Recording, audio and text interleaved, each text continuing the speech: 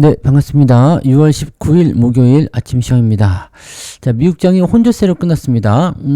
이걸 뭐 나쁘다고 표현하기 좀 그렇겠습니다만 예상했던 부분이니까 나쁘진 않은 겁니다. 하지만 혼조 양상 그리고 상승 기조를 좀 보이고 있다가 후두둑 흘러내렸다. 뭐 이런 부분들은 좀 부담 요인이 좀 되겠죠.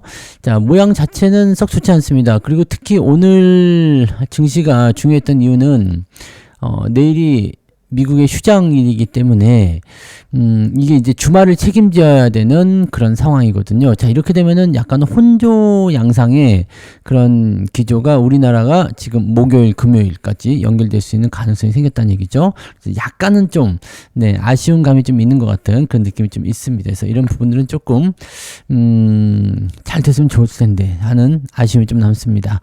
다우지수는 마이너스 0.1%고요. 나스닥은 0.13% 플러스 S&P 500은 마이너스 0.03 거의 움직임이 없었습니다. 근데 장 초반에 제법 올랐던 것을 생각해 보면 많이 아쉽습니다. 그래서 위쪽에 꼬리가 달려있는 형태로 오늘 마무리가 좀 된 거고요.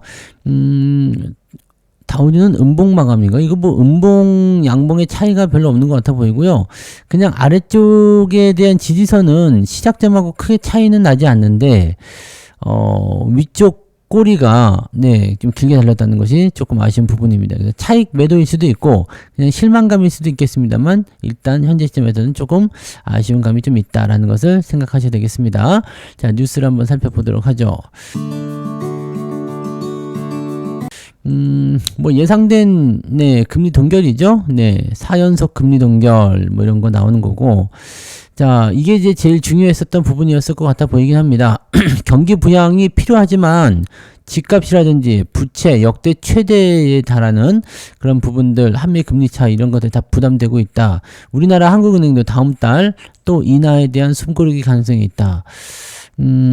일단 뭐 우리나라에 대한 부분들이니까 요거보다도 이제 미국 걸 먼저 좀 볼게요. 연준은 연방공개시장위원회 정례회의에서 정책금리 목표 범위를 연 4.25에서 4.5로 유지했다. 그러니까 금리를 동결했다는 얘기입니다. 4연속 금리 동결. 트럼프가 약간 발작을 했죠. 저런 멍청 뭐 등등등 얘기했는데 트럼프 대통령하고 버센트 미국 재무장관이 연준에게 계속적으로 금리 인하 압박을 하는데도 6개월 넘게 금리를 건드리지 않는 것은 관세 인상에 따른 수입 물가 상승 그리고 경기 하강 가능성을 동시에 걱정하기 때문이다. 자, 관세를 인상했으니까 지금 물가는 올라갈 거다. 그런데다가 경기가 지금 좀 불안하다. 이제 고용지표가 아직까지는 안심할 단계가 아니지 않느냐. 자, 이런 식으로 얘기하고 있죠. 근데 트럼프나 이제 버센트 같은 경우는 보는 이유는 뭐냐면 CPI 괜찮지 않느냐, 이 정도면 나쁘지 않다. 2%대지 않느냐. 고용 괜찮다.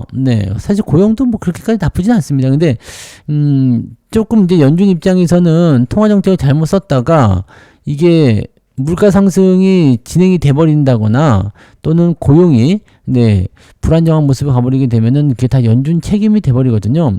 트럼프한테 가가지고 야, 너 때문에 이렇게 했잖아. 이렇게 했는데 어떻게 할 거야? 이렇게 얘기할 수 있는 부분이 아니거든요. 그러니까 연준은 신중할 수밖에 없겠죠.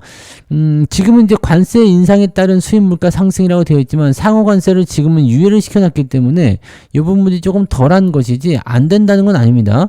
그죠? 자, 그런 상황이고 고용 불안 같은 경우는 이제 뭐 기업의 어떤 환경들이 무너진다거나 그렇게 되면 얼마든지 부담 요소 작용할 수가 있다라는 거죠. 그러니까 이런 것들이 아예 부담을 느끼지 못한다는 것 자체가 사실은 문제가 되긴 하겠죠. 그래서 트럼프 말만 믿고 할 수 있는 부분들은 아닌 것 같다 판단됩니다. 자, 점도표는요 중간값은 큰 변화가 없었네요. 근데 내년 말 그다음에 2017년도 말에 이제 조금 높아졌다라고 되어 있습니다. 그래서 올해 2차례 정도 금리 인하가 된다고 한다면 이제 9월 달에 금리 인하를 하게 될 가능성이 매우 높아지겠죠. 9월달. 근데 연말로 가면서 한 번 더 하는 그런 정도로 갈 것이다. 라고 되어 있습니다. 그러니까 그 부분들은 한번 네, 생각할 필요는 있을 것 같아 보입니다. 그죠? 뭐 나쁘다고 보는 부분은 아니겠습니다만 금리 인하가 시작되면서 오히려 연말에 더 치고 올라갈 수 있을 것인지 그런 생각도 한번 생각해 볼 필요 있겠죠? 네. 자, 그래서 관세 영향이 예측 불가하다는 이야기 계속 나오는 부분이었고 어제 이제 이 연준 속보 때문에 밤잠을 또 설치신 분들 계셨겠지만 금리 동결은 예상했잖아요. 제일 중요한 거는 이제 점도표 발표가 있기 때문에 모든 사람들이 다 긴장했을 텐데 그냥 별거 아니었네 라고 얘기가 되는 모습이네요. 그죠? 그리고 정책 조정을 검토하기에 앞서서 경제의 향후 전개 과정에 대해 더 많이 파악할 수 있을 때까지 좋은, 네, 기다리는 그런 좋은 위치에 있다. 기다리겠다. 이런 얘기죠. 네, 이런 얘기. 자, 그런 상태고, 이란 쪽 얘기 한번 볼까요? 자, 트럼프 대통령은 미국이 직접 이란 핵시설을 타격할지 여부에 대해서, 이거는 애들이 다 할 수 있는 말 아닙니까? 할 수도 있고, 안 할 수도 있다. 네. 너 밥 먹을래? 먹을 수도 있고, 안 먹을 수도 있지. 네. 이게 뭐냐고. 네. 이게 뭐야. 네. 오늘 비가 올까요? 올 수도 있고, 안 올 수도 있지. 네. 이 장난하나, 그러니까 이런 것들이 이제 바로 가변적이고 이제 불확실하다라는 식의 얘기가 되는 거죠. 트럼프 대통령의 항복 요구에 이란 최고 지도자죠. 하메네이가 이란 국민은 항복하지 않을 것임을 알아야 한다라고 맞섰다. 자, 트럼프는 이런 얘기를 합니다. 네, 이란은 협상 시기를 놓쳤다.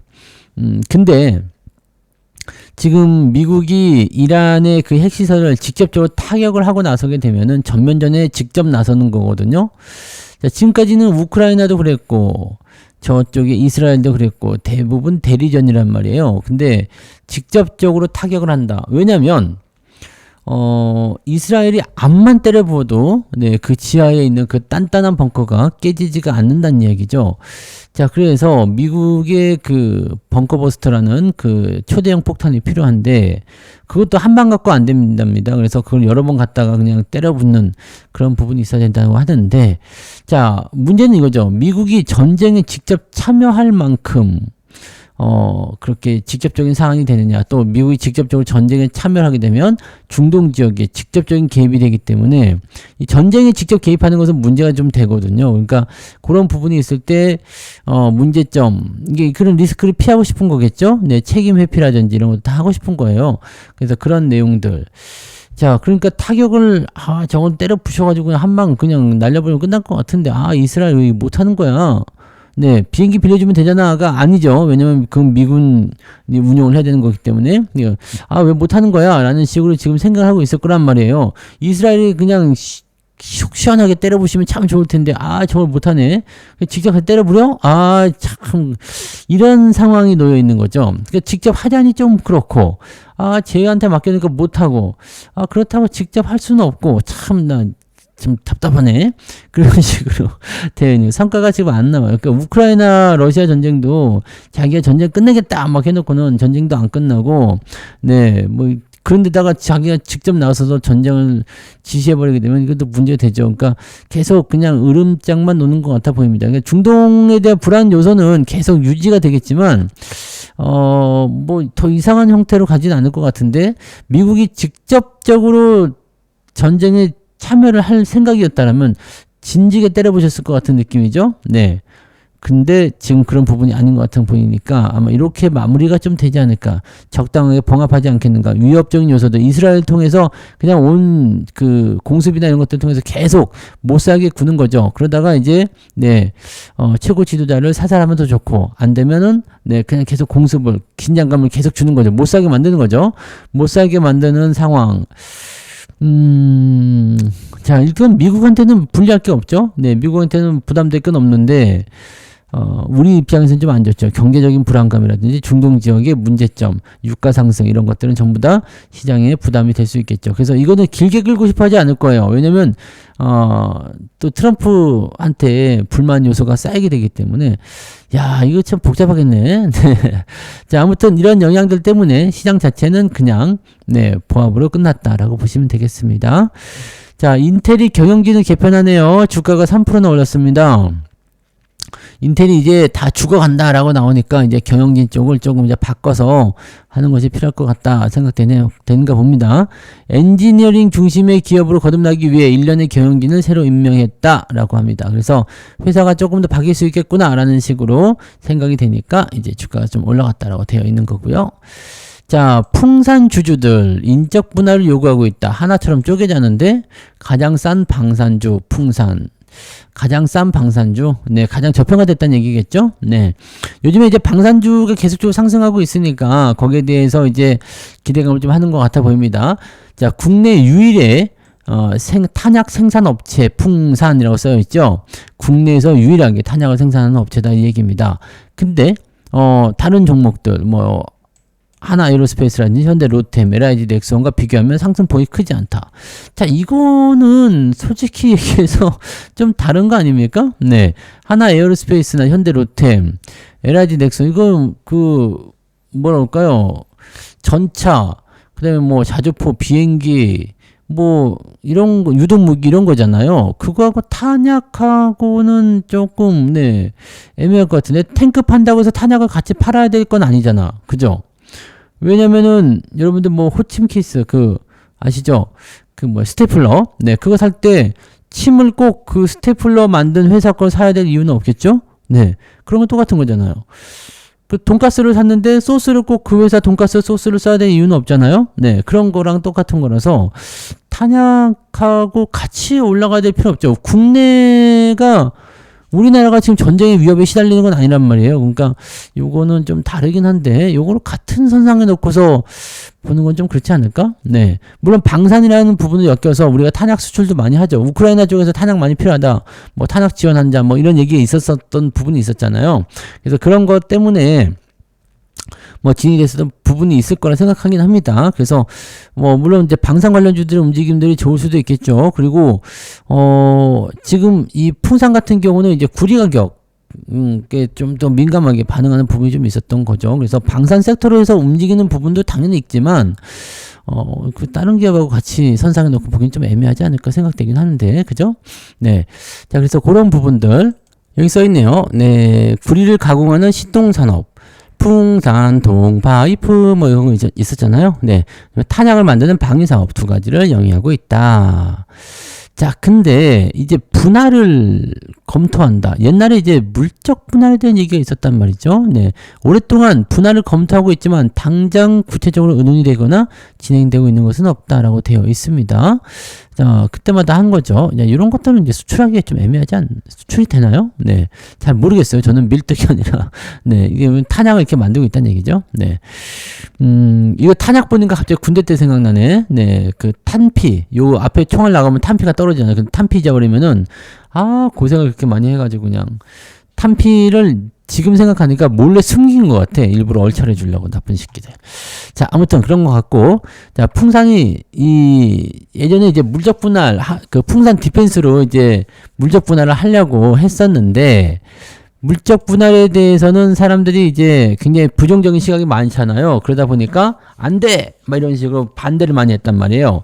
그런 상황이 있다 보니까 이제 비상장 상태로 유지를 해보겠다. 이런 식으로 얘기를 좀 했었고, 분할된 풍산 디펜스의 상장은 주주총회 특별 결의사항으로 못 박아서 불안을 잠재우려고 했었다. 하지만 주가가 급락을 하고 주주들이 반발하니까 분할 계획을 철회했었던 부분이 좀 있었죠. 근데 최근에 주가가 막 올라가.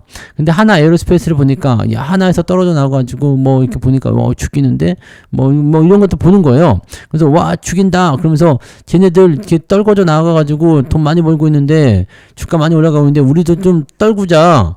즉 방산만 따로 띄어서 회사를 크게 키우면 더 대박 나지 않겠냐. 이게 분할이라는 게 사업 분야를 분할하는 거잖아요. 그래서 방산 사업부를 띄어내고 나머지는 지주사 홀딩스로 놔두자라는 그런 개념이거든요. 근데 이제 지금은 요구하는 건 이제 인적 분할이라고 얘기하는데 뉴스에서 나오는 게 말이죠. 네.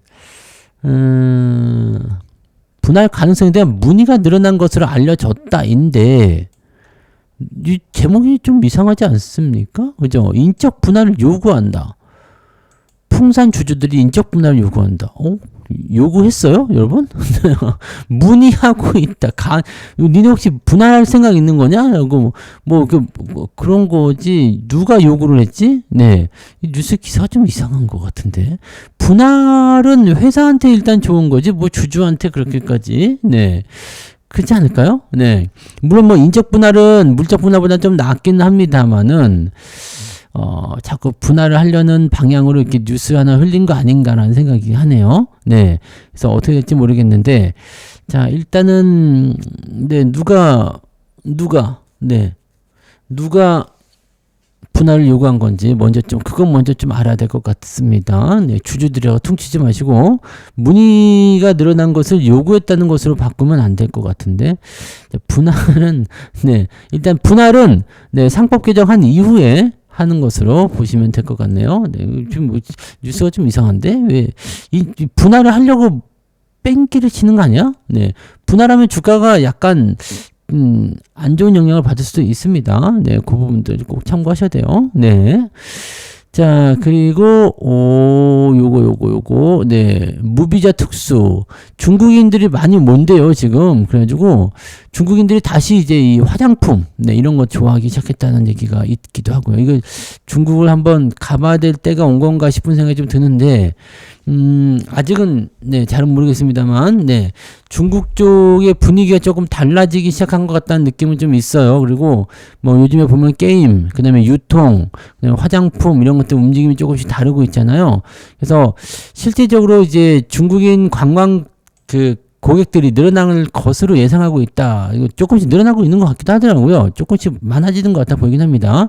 자, 그다음에 우리나라가 직접적으로 중국에 가는 사례도 좀 늘어나기도 하고, 이제 무비자에 대한 부분들은 그동안 제가 중국을 오랫동안 다녔지만, 중국 다닌 지 20년이 넘었잖아요. 중국을 제가 처음 진출을 한 게 20년이 넘었잖아요.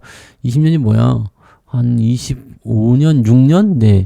한참 된 거예요. 그 동안에 제가 무비자를 본 적이 없는 것 같아요. 네. 거의 매년 중국에 가다시피 했었는데, 무비자를 본 적이 없는 것 같아요. 지금 이 무비자는 엄청난 거거든요. 왜냐면 돈이 많이 들고 좀 복잡해요. 비자 받으려면. 근데, 예, 이런 부분들이 이제, 간편하게 된 거죠. 그러니까 중국은 이제 비행기표만 들고 가면 된다, 이런 식으로 나온 거니까. 면세점에서 이제 그쪽에서 들어오는 부분들도 뭐 안정감이 있겠죠. 원래 그쪽에서는 뭐 단체 관광객이라든지 이런 부분들을 보내는 그 입장들이 뭐 싼 패키지로 해가지고, 뭐 명동이나 이런 데로 해서 예전에는 많이 왔었는데요. 한동안 이제 한한령 때문에 안 왔었죠. 그러다가 이제 풀리면서 좀 이제 오게 되고, 그러면서 이제 화장품이라든지 뭐 성형, 미용, 뭐 이런 거, 요즘에 피부 이런 데도 많이 온다고 하더라고요. 그런 거 온다고 하네요.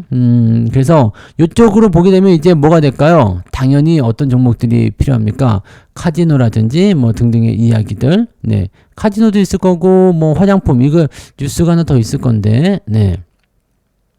카지노, 화장품, 뭐 엔터 이런 거, 네, 다 올라갈 수 있는 거죠. 롯데관광개발, 파라다이스, GK에 엄청나게 올라가죠. 네, 쭉쭉 올라갑니다. 이런 것들도 잘 보셔야 돼요. 네, 게임도 네, 있고요. 그다음에 뭐 하이브, SM, JYP, 뭐 YG엔터 등등등 엔터주도 많이 올라갔고, 카지노가 일단 가장 큰 수혜가 아니겠는가 생각되긴 합니다. 얘네들 워낙 이걸 좋아해가지고요. 네.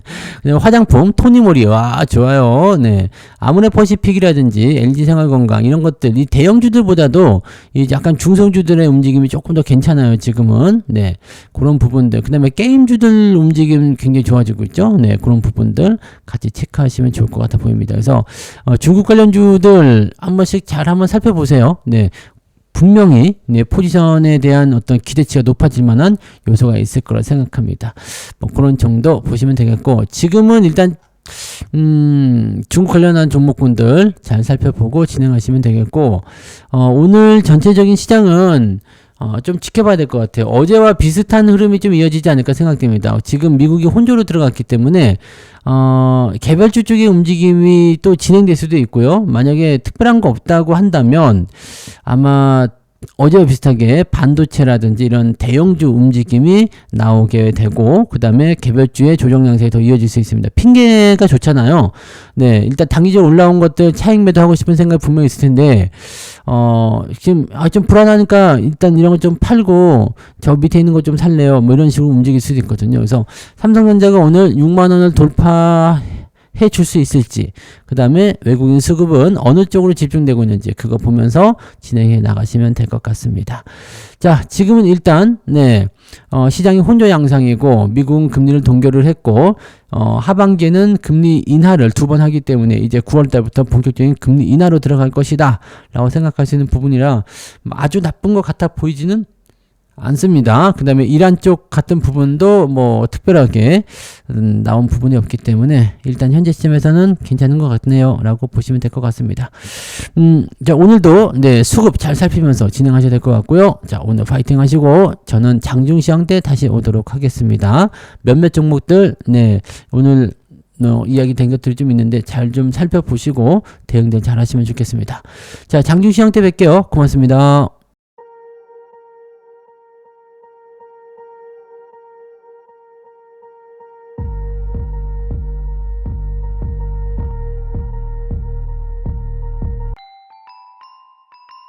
본 방송에서 제공되는 모든 정보는 투자 판단의 참고 자료이며 투자의 최종 책임은 본 방송을 이용하는 본인에게 있습니다.